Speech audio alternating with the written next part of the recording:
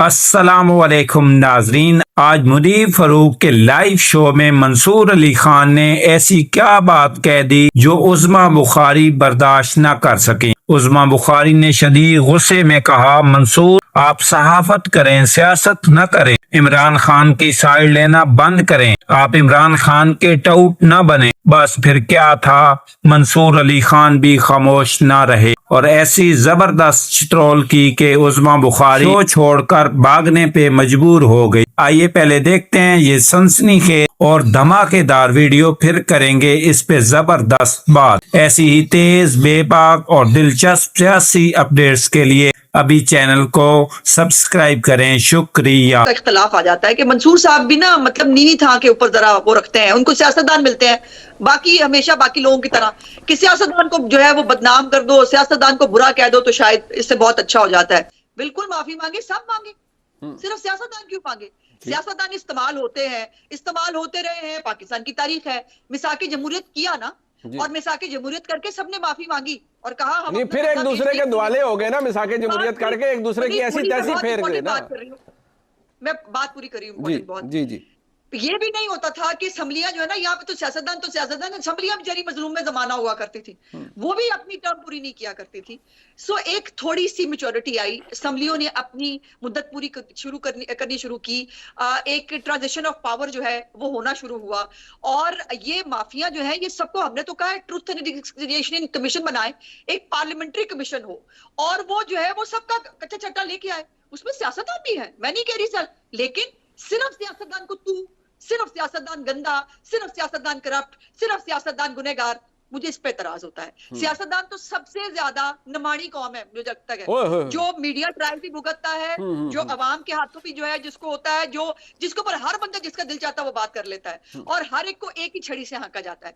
अब इमरान खान और मियां नवाज शरीफ के केसेस में फर्क देखिए और ट्रीटमेंट में फर्क देखिए। वो मौसूफ अभी भी मटन खाते हैं देसी घी में पके हुए, उनको 9 लाख रुपए की जॉगिंग की जो है ना वो मशीन दी जाती है, उनके लिए कमरा घर से आई है जी, मटन भी करूं जाता है उनका। उनके ऊपर केसेस तो देखिए क्या है, पाकिस्तान से खेलने से लेकर, इदारों में बगावत कराने से लेकर, ज़कात और खैरात खाने से लेकर, मनी लॉन्ड्रिंग करने से लेकर, करप्शन। मियां नवाज शरीफ के ऊपर एक इल्जाम कोई बता दे, कोई इल्जाम।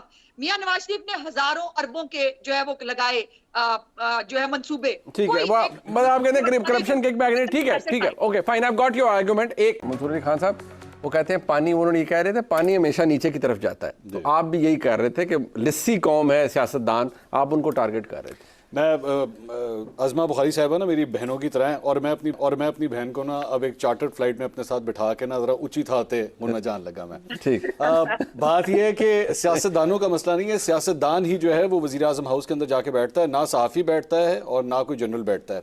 दूसरी बात यह है कि आए मेरे साथ उचित थाते चलने हैं, बैठ के कमिट करें ऑन स्क्रीन, आज कमिट करें अज़मा साहिबा कि जनाब जैसे ही हम लोग हुकूमत में आएंगे वो तमाम अफराद जो छुप छुप के लोगों की रिकॉर्डिंग्स करते हैं और गैर कानूनी तौर पे करते हैं, हम उनका एहतसाब करेंगे, ले उनके नाम लेते हैं। आइए मेरे साथ बैठ के कमिट कीजिए कि जो जो अफसर, जो जो ऐसा शख्स, चाहे वो ब्यूरोक्रेट हो, जनरल हो, जज हो, कोई भी हो, आइए उनका हम बैठ के एहतसाब करेंगे कि किस तरह वो बैठ के हुकूमतें बनाते हैं और गिराते हैं, उन सब का एहतसाब करेंगे। मेरे साथ बैठ के आज कमिट कीजिए सेनेट के अंदर सादिक संजानी के लिए जब आपके 14 वोट इधर से उधर हो गए थे, आप उसकी तहकीकात करेंगे और उनको उठा के जेलों के अंदर फेंकेंगे, अब पीछे नहीं हटेंगे।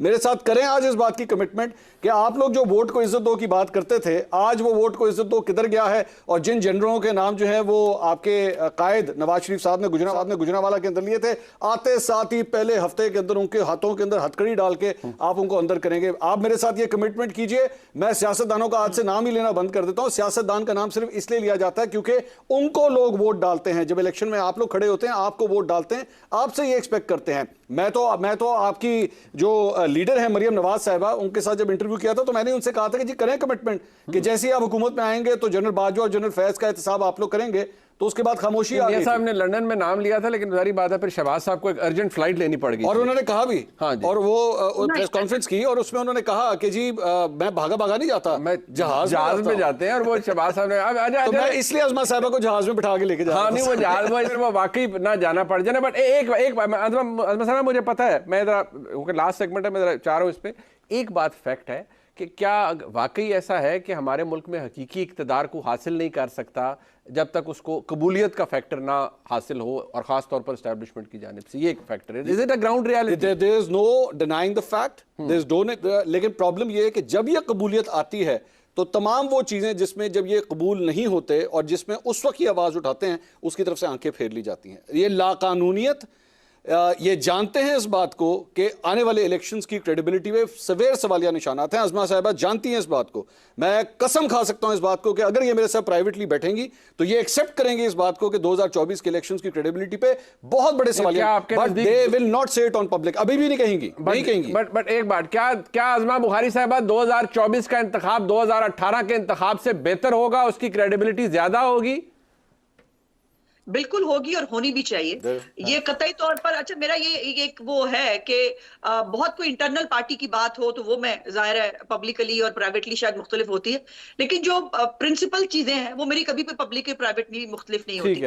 पहली तो बात ये है कि 2024 का इलेक्शन अगर सिर्फ इसलिए क्रेडिबल है कि इमरान खान को और उसके जितने दहशतगर्द विंग है जो उसका, उनको खुली छुट्टी दे दी जाए जो है वो, और उनको सिर्फ इसलिए छोड़ दिया जाए कि चूंकि इलेक्शन की क्रेडिबिलिटी बनानी है, तो आई एम सॉरी, ये तो नहीं हो सकता ना, ये नहीं होगा। और क्या हमारे लिए जब 2018 को जो है उसमें 13 जुलाई को मियां साहब को जो है 9 जुलाई को सजा सुनाई जाती है, 13 जुलाई को वो आकर बेटी समेत अरेस्ट हो जाते हैं और हमें 25 जुलाई को इलेक्शन लड़ना होता है।